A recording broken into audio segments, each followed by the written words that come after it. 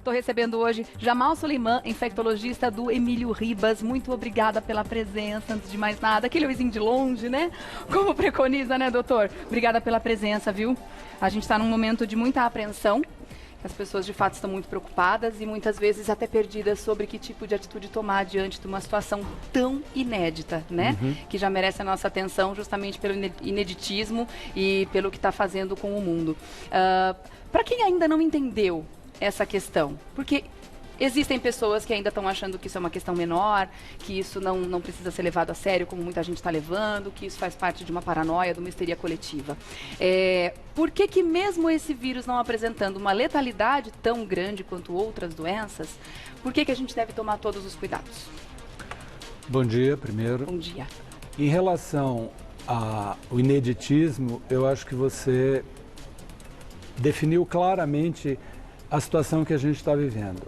Pela primeira vez na história, um vírus que aparece na segunda quinzena de dezembro tem uma disseminação universal num curto tempo de descrição. Até dezembro, esse vírus não promovia doença em ninguém porque ele não tinha rompido uma situação que na medicina a gente chama de barreira da espécie, que significa uma determinada espécie, no caso desse, são mamíferos voadores, que tem o vírus, não tem doença, e aí, no momento em que a gente entra em contato, por algum mecanismo, por alguma justificativa, ele sai dali e começa a comprometer humanos. E aí, rapidamente, isso se dissemina. Então, esse evento inédito merece muito a atenção de todo mundo. Para além do ineditismo, o que a gente tem, a velocidade com que isso rapidamente se disseminou.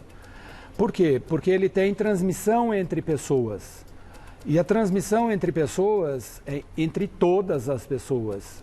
Não escolhe branco, preto, amarelo, vermelho, não tem criança, distinção. Idoso. Nem gênero, nem sexo, nem crianças, nem jovens, nem idosos. Isso é a primeira coisa. A segunda coisa é que na epidemia nós estamos tendo que aprender várias coisas. Porque tudo é muito com ele em curso. Eu até, na minha cabeça, até para entender um pouco melhor essa dinâmica, eu faço um paralelo que a gente está tendo que montar num cavalo selado numa velocidade absurda, fazendo todo esforço para não cair dele. E como a gente faz esse esforço? A gente precisa de todo mundo do lado do cavalo para não deixar ninguém cair de cima dele. Então, esse é um ponto principal que todo mundo precisa entender. Não há governo, não há partido, não há ninguém que vá conseguir vencer isso se não tiver a participação nossa. Nós temos que tomar a rédea disso, ouvindo autoridades sanitárias. A segunda ou a terceira coisa em relação a isso é que também, pela primeira vez na história, a gente está vivendo em tempo real uma epidemia. Isso significa que não foram só os transportes que ganharam importância nisso. A comunicação ganhou importância nisso. Então, o que acontece hoje do outro lado do mundo, a gente sabe instantaneamente desse lado do mundo. E isto é muito bom, porque você consegue rapidamente ter informações para ver o que você pode fazer para tomar uma decisão para proteger as pessoas a partir daí. E essa decisão tem que ser tomada rapidamente, porque a disseminação do vírus também é a mesma velocidade. E aí, qual é o impacto disso nas pessoas? Como toda doença de transmissão assim, você tem um grupo que é mais vulnerável. Sempre vai ser esse mesmo padrão? Não, pode ser que não. Então, num primeiro momento, alguns grupos são mais vulneráveis. Como a gente não tem tempo a perder, então qual é o primeiro grupo que se soube rapidamente que era mais vulnerável? Indivíduos acima de 60 anos, numa escala progressiva. Entre 60 e 70, um risco menor, de má evolução. Tá? Entre 70 e 80, um risco maior do que a idade da década anterior. E acima de 80, um risco muito maior. Bom, primeira parte, então o que eu preciso fazer rapidamente? proteger rapidamente essas populações. Elas são iguais? Claro que não. Tem idosos de todos os tipos, né? Com várias atividades ou sem atividade, institucionalizado. Então, a ciência corre para proteger essa população mais vulnerável. Sem esquecer dos outros, que até então não tinham um reflexo importante na epidemia. Sempre se soube que as crianças são vulneráveis ao Fazem vírus. parte dessa população mais vulnerável. Como grávidas. eu falei antes, elas também são humanas, né? Então, elas também são infectadas pelo vírus, mas que têm uma evolução um pouco diferente, por vários mecanismos que a gente ainda não domina completamente. Tem algumas teorias que estão sendo investigadas, mas a gente não domina completamente. Bom, se a gente não domina, a gente também precisa cuidar desse. Claro. São dois polos na idade. Quem tem contato com esses dois polos? Todo mundo. Então, as estratégias que estão sendo desenhadas, eu acho que essa é a vantagem da comunicação, é que todo mundo tem que dominar vários conceitos. E aí a educação é fundamental, né? Agora, a gente sempre soube que a educação era fundamental. Agora ela Mais virou do que nunca. crucial. A informação é uma arma muito importante. Para além da informação, você tem que se apropriar dessas informações, do conceito. E quando a gente se apropria, a gente toma decisão racional, sem a paranoia. Então, eu estou aqui para a gente tentar acomodar essa situação, para que todo mundo, conjuntamente, estabeleça uma meta. Qual é a meta? Que a gente possa rapidamente sair disso. E como a gente pode rapidamente sair disso? Fazendo cada um seu papel. Vamos falar sobre a importância desse papel, então. Antes da gente entrar nas questões práticas sobre disseminação do vírus, que eu acho que isso também é uma dúvida comum entre as pessoas, para as pessoas entenderem a questão estrutural e o problema que teremos se acontecer aqui o que aconteceu na Itália, por exemplo. Além das questões ordinárias envolvendo a saúde e as doenças que já são tratadas com os recursos que temos, que muitas vezes não são suficientes, a gente consegue ver isso, em termos de número de leitos e profissionais, etc. O que pode acontecer com o nosso sistema de saúde se a doença rapidamente se disseminar, se a gente não entender todos esses conceitos que você está colocando aqui? É super importante essa pergunta, sim, porque ela vai no cerne do problema. No Brasil, a gente tem um Sistema Único de Saúde, que é o único no mundo que devemos atende, nos orgulhar, inclusive. que é uma conquista do povo brasileiro, né? Então, e que, neste momento, expõe a fragilidade. Por quê? Porque qual é um dos problemas dessa epidemia? Você tem um grande número de pessoas que se infectam,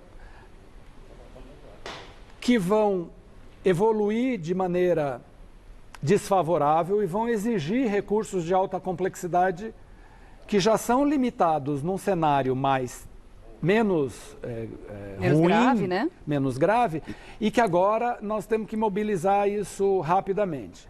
Lembrando que a formação de um profissional capacitado leva no mínimo 30 anos, logo nós não temos tempo para isso, tá?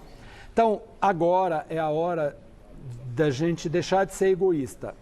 As pequenas coisas nós precisamos nos desfazer delas. O que são pequenas coisas, que eu acho que é isso? Se eu tenho sintoma leve de um resfriado, o que eu devo fazer? Fica em isolamento social.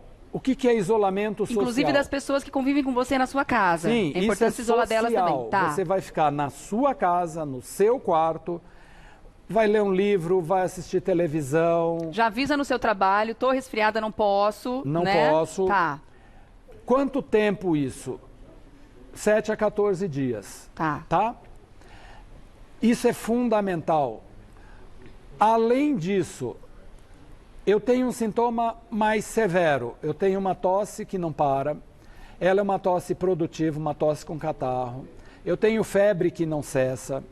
Eu estou com falta de ar. Procura assistência médica. Tá. Nesse caso, então, é a hora de sair de casa e procurar um pronto-socorro. Qual tipo de assistência médica? evitar o acesso a estruturas de alta complexidade. Por exemplo, hospitais universitários, que são referência para casos graves, tá? Os hospitais regionais são referências para casos graves. Então, procura uma unidade de assistência à urgência na sua região, que não seja um hospital de alta complexidade. Se você considerar que não é tão grave assim, procura a rede básica de assistência. Tá. Se você já tem um médico que é seu, acessa ele. Faça a pergunta a ele, ele pode te ajudar a dirimir, a esclarecer determinadas dúvidas, a te dar tranquilidade, a te dar orientação. Fazer da tecnologia nosso aliado nessa hora também, né, doutor? Pois é. Por que que isso é importante? Porque a gente não tem remédio para tratar especificamente o vírus. O tratamento é sintomático e é um tratamento sintomático que a gente deve evitar usar esquemas mirabolantes, porque eles não funcionam, não passa da dipirona. Então, você não precisa hipertrofiar um sistema de saúde para receber dipirona. Isso você pode fazer em casa. Uma dúvida muito comum, perdão interromper, mas que de repente ela pode acabar escapando, está se falando muito nas redes sociais com relação a dipirona, paracetamol e ibuprofeno, que no caso o ibuprofeno não deve ser utilizado nos casos de sintomas do Covid-19. É real essa informação, doutor? É real e é preliminar, de novo, em função do conhecimento que a gente está adquirindo, tá?